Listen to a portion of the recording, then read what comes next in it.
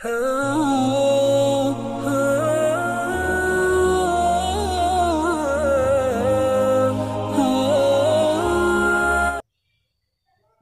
ونصلي على رسوله الكريم اما بعد فاعوذ بالله من الشيطان الرجيم بسم الله الرحمن الرحيم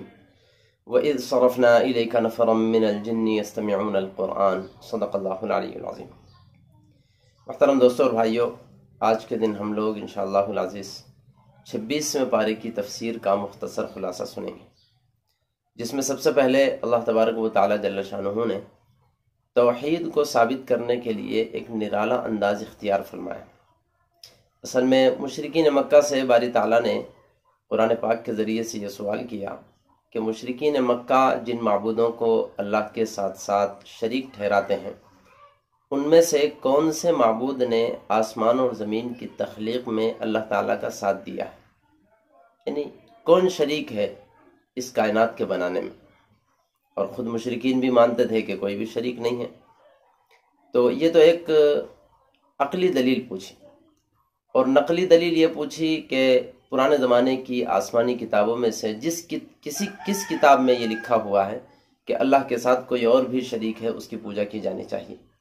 جب اس قسم کی بھی کوئی دلیل تمہارے پاس موجود نہیں ہے تو نتیجے میں توحید ثابت ہو جاتی ہے کہ اللہ تبارک و تعالیٰ کے علاوہ کوئی بھی عبادت کے لائق نہیں۔ اگر اللہ تبارک و تعالیٰ جل شانہ نے حضور پاک صلی اللہ علیہ وسلم کو، مشرکین مکہ یہ کہا کرتے تھے، مشہور بات ہے کہ قرآن پاک یہ خود محمد کا ہی کلام ہے، اپنی طرف سے گڑھ کر کے یہ پیش کرتے ہیں اور یہ کہتے ہیں کہ یہ اللہ تعالیٰ کی جانب سے ہے۔ اس کے جواب میں اللہ تعالیٰ نے حضور سے یہ کہلوایا، آپ ان سے یہ کہیے کہ اگر یہ میں اپنی طرف سے پیش کرتا ہوں اور اللہ تبارک و تعالیٰ کا نام لیتا ہوں تو تب تو ایسے جرم پر اللہ تبارک و تعالیٰ مجھے چھوڑے گا نہیں، اور اگر نہیں چھوڑے گا تو تم کو فکر کرنے کی ضرورت نہیں ہے، میں خود ہی برباد اور ذلیل ہو جاؤں گا۔ اور اگر ایسا نہیں ہوتا ہے تو پھر سمجھ لینا چاہیے کہ میں اللہ کا سچا نبی ہوں، یہ پیغام اللہ ہی کی طرف سے ہے، نتیجے میں تم کو میری بات مان لینی چاہیے۔ آگے باری تعالیٰ نے والدین کے ساتھ احسان کا برتاؤ کرنے کا حکم دیا، اگرچہ والدین مشرک اور کافر ہی کیوں نہ ہوں، ان کے ساتھ احسان کا ہی برتاؤ کیا جائے گا، البتہ اگر وہ کسی حرام چیز کا حکم دیتے ہیں تو تب پھر ان کی فرما برداری کی اجازت نہیں۔ آگے باری تعالیٰ نے قوم عاد پر عذاب کا تذکرہ فرمایا، اس سے پہلے تفصیلاً ہمارے درمیان واقعہ گزر چکا۔ آگے باری تعالیٰ نے حضور پاک صلی اللہ علیہ وسلم کے ساتھ رونما ہونے والے ایک واقعے کا تذکرہ فرمایا۔ ایک مرتبہ نبی پاک صلی اللہ علیہ وسلم طائف کے سفر سے واپس آ رہے تھے۔ طائف کا سفر بڑا مشہور سفر ہے، تقریباً تمام مسلمان اس سے واقف ہیں۔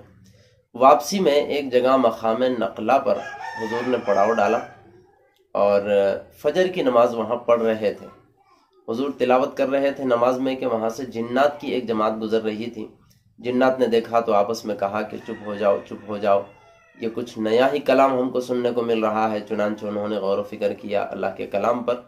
ان کو یقین ہوا کہ واقعی یہ اللہ کا کلام ہے، چنانچہ حضور کے ہاتھ پر اسلام قبول کیا۔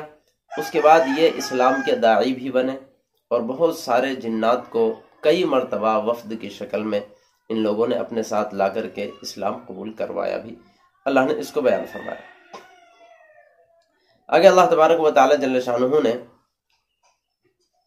طائف کے سفر سے واپسی پر جس انداز میں طائف والوں نے حضور کو تکلیف پہنچائی تھی ہم سب کے سامنے ہے۔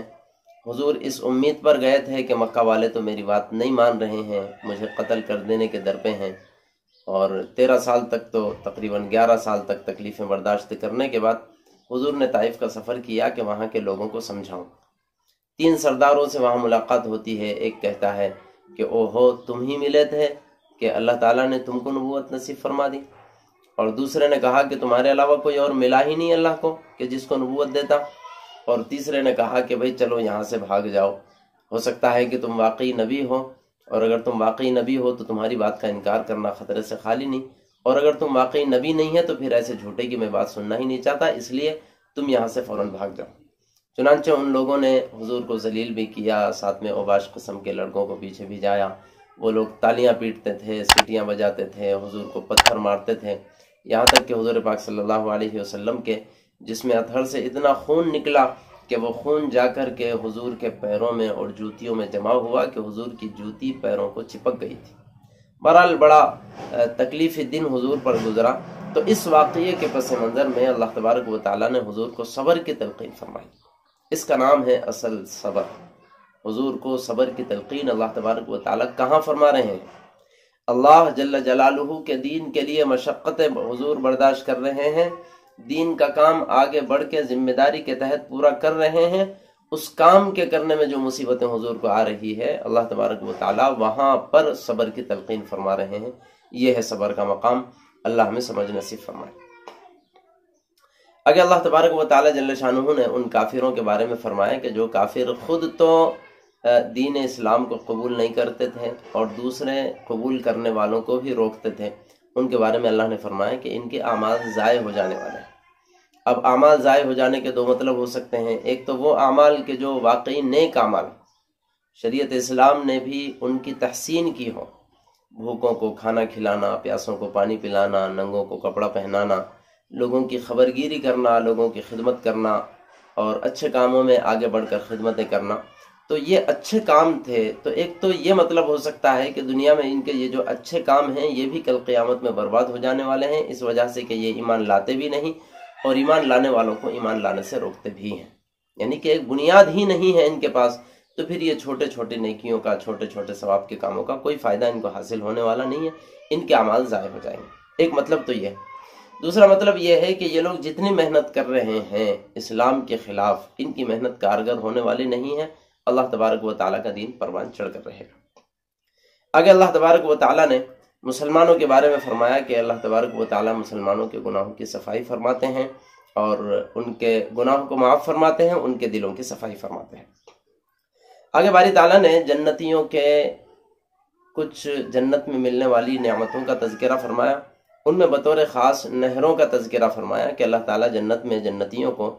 پانی کی نہر نصیب فرمائیں گے، ایسے ہی دودھ کی نہر دیں گے، شراب کی نہر دیں گے اور شہد کی نہر دینے والے ہیں۔ اللہ تعالیٰ ہم سب کو یقین بھی نصیب فرمائے، ان کی لالچ میں ہی صحیح اعمال صالحہ کی توفیق نصیب فرمائے اور یہ ساری نعمتیں ہم سب کو نصیب فرمائے۔ آگے باری تعالیٰ نے مسلمانوں اور منافقوں کے درمیان ایک فرق بیان فرمایا۔ اصل میں نبی پاک صلی اللہ علیہ وسلم عمرے کے لیے تشریف لے جانا چاہتے تھے مدینہ منورہ سے، تو وہاں منافقین کو اس بات کا ڈر ہوا کہ مکہ المکرمہ میں تو سب مسلمانوں کے دشمن ہیں، اگر ہم وہاں جائیں گے تو کہیں ایسا نہ ہو کہ ہمارے ساتھ کوئی خراب برتاؤ کر دیا جائے یا ہماری جان پر بات آ جائے، تو اس بنیاد پر وہ عمرے کو جانے سے رکنا چاہتے تھے۔ اس لیے ان لوگوں نے آزار بیان کرنے شروع کر دیا، ہم مجبور ہے، جا نہیں سکتے، فلانی پریشانی ہے یا بیماری ہے وغیرہ وغیرہ۔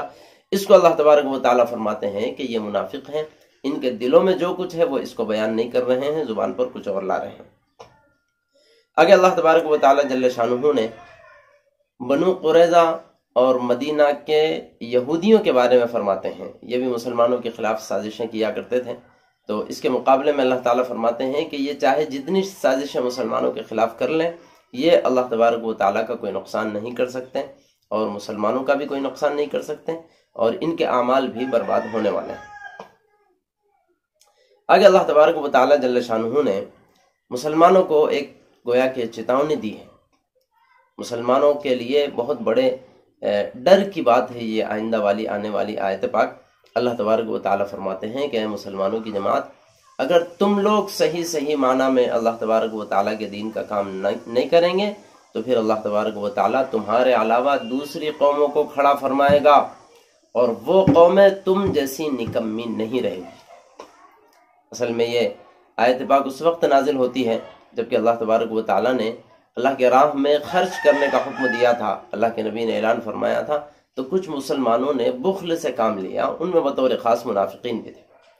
تو اس بخل کرنے والوں کے مقابلے میں اللہ تعالیٰ نے یہ فرمایا کہ تم کیا سمجھتے ہو کہ اللہ تعالیٰ کو تمہارے مال کی ضرورت ہے؟ انتہا تو یہ ہے کہ اللہ تعالیٰ تمہارے مال ایک طرف رہے، اللہ تبارک و تعالیٰ کو تمہاری جانوں کی بھی کوئی ضرورت نہیں ہے۔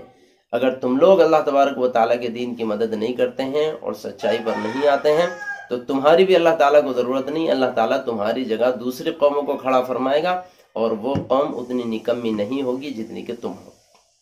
اور تاریخ میں ایسا ہوا ہے، علامہ اقبال نے اس کو بڑے خوبصورت انداز میں بیان فرمایا ہے کہ ہے عیاں یورش تاتار کے افسانے سے، پاسماں مل گئے کعبے کو صنم خانے سے، وہ تاتاری قوم کہ جنہوں نے ہزاروں بلکہ لاکھوں مسلمانوں کا قتل کیا اور مسلمانوں کو فتح کیا تھا، مسلمانوں کے مقابلے میں فتح حاصل کی تھی، لیکن جب اللہ تبارک و تعالیٰ کی رحمت ان کی طرف متوجہ ہوئے تو پھر اسلام نے ان کو فتح کر لیا، وہ مسلمان ہوئے، پھر ان لوگوں نے وہ کارنامے انجام دیے کہ قریب کے زمانے کے مسلمانوں نے وہ کارنامے انجام نہیں دیے تھے۔ یہ اللہ تبارک و تعالیٰ کی اپنی قدرت کے کرشمے ہیں۔ یہاں سے مسلمانوں کو ایک نصیحت ملتی ہے، وہ ہمیں سمجھ جانا چاہیے، اور اس کی بنیاد یہ ہے کہ اللہ تبارک و تعالیٰ جل شانہ کسی کا کوئی رشتہ دار نہیں ہے۔ اللہ تعالیٰ کسی کا باپ نہیں ہے، نعوذ باللہ من ذالک۔ اللہ تعالیٰ کسی کا بیٹا نہیں ہے، نعوذ باللہ من ذالک۔ اللہ تعالیٰ کسی کے مذہب کا بندہ نہیں ہے، کسی کے مسلک کا بندہ نہیں ہے۔ اللہ تبارک و تعالیٰ کسی تنظیم کا یا کسی برادری کا یا کسی جماعت کا بندہ نہیں ہے۔ جیسے آج ہمارے اس دنیا میں، اس وقت میں پوری دنیا میں تقریباً یہ ٹرینڈ چل چکا ہے کہ جو بندہ اپنا ہوتا ہے وہ اپنوں ہی کی تائید کرتا ہے، دوست کی تائید کی جاتی ہے چاہے وہ کتنا ہی غلط کیوں نہ ہو، اور دشمن کی برائی کی جاتی ہے چاہے وہ جتنا ہی اچھا کام کیوں نہ کرنے والا ہو۔ تو ہماری ذہانت کے حساب سے کہیں خدا نخواستہ ہمارے ذہنوں میں یہ بات نہ آ جائے کہ اللہ تبارک و تعالیٰ تو ہمارا ہے اس لیے ہماری ہی مدد ہو جائے گی، ایسا ہرگز بھی نہیں ہے۔ اللہ تبارک و تعالیٰ جہاں مسلمانوں کا اللہ ہے وہیں غیر مسلموں کا بھی اللہ ہے۔ اگر مسلمانوں کو اللہ تبارک و تعالیٰ نے جو ذمہ داری دی ہے وہ ذمہ داری مسلمان پوری نہیں کرتے ہیں تو ان مسلمانوں کو اللہ تعالیٰ گویا کہ ریٹائرڈ کریں گے، ان کو اپنے عہدے سے نیچے گرائیں گے، پھر ان کی جگہ ان قوموں کو لا کر کھڑا فرمائیں گے جو ظاہری اعتبار سے اسلام کے اور مسلمانوں کے دنیا میں دشمن بن کر کے رونما ہوئے ہیں۔ ایسا ہو سکتا ہے، اس میں کوئی دشواری کی بات نہیں، بلکہ تاریخ میں ایسا ہوا ہے۔ آگے اللہ تبارک و تعالیٰ جل شانہ نے حدیبیہ کے موقع پر، صلح حدیبیہ ہوئی ہے، تقریباً سبھی مسلمان جاتے ہیں، اس حدیبیہ کے موقع پر مسلمانوں کو فتح کی بشارت دی ہے کہ ہم تم کو فتح کی بشارت دیتے ہیں، ایک وقت آئے گا کہ مکہ المکرمہ کو تم فتح کرو گے۔ چنانچہ 2 سال کے بعد ہی سن 8 ہجری میں اللہ تبارک و تعالیٰ نے اپنے اس وعدے کو مکمل فرمایا اور مکہ المکرمہ حضور پاک صلی اللہ علیہ وسلم کے ہاتھوں فتح ہو گیا۔ صلح حدیبیہ کے درمیان میں ایک مرتبہ یوں ہوا کہ آقا صلی اللہ علیہ وسلم نے حضرت عثمان غنی رضی اللہ تعالیٰ عنہ کو مکہ المکرمہ پہلے بھیجا تھا چند ساتھیوں کے ساتھ، اور کہا تھا کہ حضور اور مسلمان عمرے کے لیے آ رہے ہیں اور فقط عمرہ کر کے چلے جائیں گے۔ تو مشرکین مکہ نے حضرت عثمان اور آپ کے ساتھیوں کو وہاں روک لیا تھا، اور ہوا یہ اڑ گئی تھی کہ نعوذ باللہ من ذالک حضرت عثمان شہید کر دیے گئے۔ اس پر نبی پاک صلی اللہ علیہ وسلم نے صحابہ کو جمع کر کے بیعت کی تھی کہ ہم تن من دھن کی بازی لگا دیں گے، حضرت عثمان کا بدلہ لیں گے۔ اس کو اللہ تبارک و تعالیٰ نے ذکر فرمایا۔ آگے باری تعالیٰ نے اس بیعت رضوان میں شریک رہنے والے صحابہ کرام کے ساتھ رضامندی کا پروانہ دیا ہے کہ اللہ تبارک و تعالیٰ ان سے راضی ہو گیا۔ آگے باری تعالیٰ نے حضور پاک صلی اللہ علیہ وسلم کے خواب کا تذکرہ فرمایا کہ حضور نے عمرہ کرنے سے پہلے ہی خواب دیکھا تھا کہ حضور عمرہ کر رہے ہیں صحابہ کرام کے ساتھ، اور اللہ تعالیٰ نے پھر اس خواب کو سن 7 ہجری میں سچ فرمایا۔ پھر نبی پاک صلی اللہ علیہ وسلم 6 میں تو واپس آ گئے، صلح حدیبیہ ہوئی، لیکن سن 7 ہجری میں آقا صلی اللہ علیہ وسلم نے عمرہ فرمایا۔ یہ وہی آقا صلی اللہ علیہ وسلم کے خواب کی تعبیر تھی۔ آگے باری تعالیٰ نے نبی پاک صلی اللہ علیہ وسلم کو دنیا میں مبعوث فرمانے کا مقصد بیان فرمایا کہ ہم نے نبی پاک صلی اللہ علیہ وسلم کو مبعوث فرمایا ہے تاکہ اس دین کو تمام ادیان پر اور تمام مذاہب پر غالب کر دیں، اور ایک نہ ایک وقت اللہ تبارک و تعالیٰ اپنے وعدے کو پورا فرما کر رہیں گے۔ آگے باری تعالیٰ نے صحابہ کرام رضوان اللہ علیہ مجمعین کی کچھ خصوصیات بیان فرمائی ہیں۔ ان میں سے ایک تو یہ کہ صحابہ کرام اللہ کے دشمنوں کے لیے سخت ہے، آپس میں نرم ہے، رکوع اور سجدہ کرنے والے ہیں،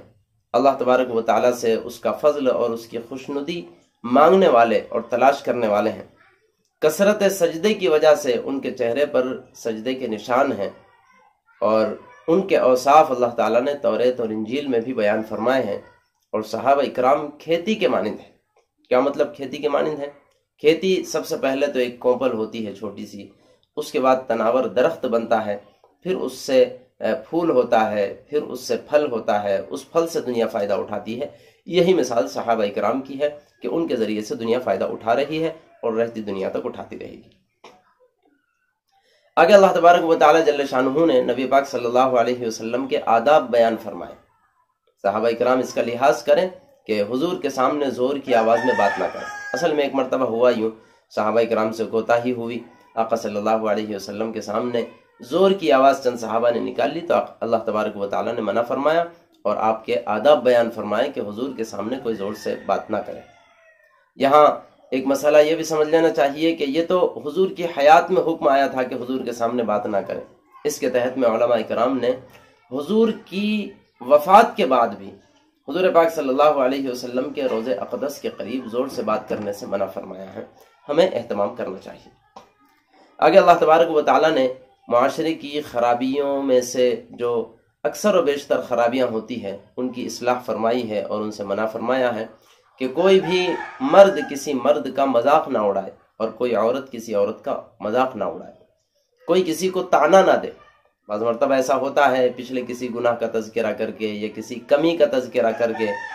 انسان ایک دوسرے کو طعنہ دیتا ہے، اس سے بھی اللہ تعالیٰ نے وضاحت سے منع فرمایا۔ آگے فرمایا برے القاب سے کسی کو یاد نہ کرے۔ انسان کا نام تو کچھ اور ہوتا ہے لیکن کچھ اور برے نام کے ذریعے سے اسے یاد کیا جاتا ہے، اس سے بھی اللہ تعالیٰ نے صراحت کے ساتھ منع فرمایا۔ کسی سے بدگمانی نہ کی جائے، بدگمانی بھی ناجائز ہے۔ جہاں تک ہو سکے کسی بھی مسلمان کے لیے حسن ظن رکھا جائے اور بدگمانی سے اپنے آپ کو بچایا جائے۔ کسی کے عیب کو تلاش نہ کیا جائے اور کسی کی غیبت نہ کی جائے، بد پیچھے کسی کی برائی نہ کی جائے اور کسی کی برائی بیان نہ کی جائے، بلکہ اللہ تبارک و تعالیٰ جل شانہ نے غیبت کرنے کو اپنے مرے ہوئے بھائی کے گوشت کھانے کے برابر قرار دیا،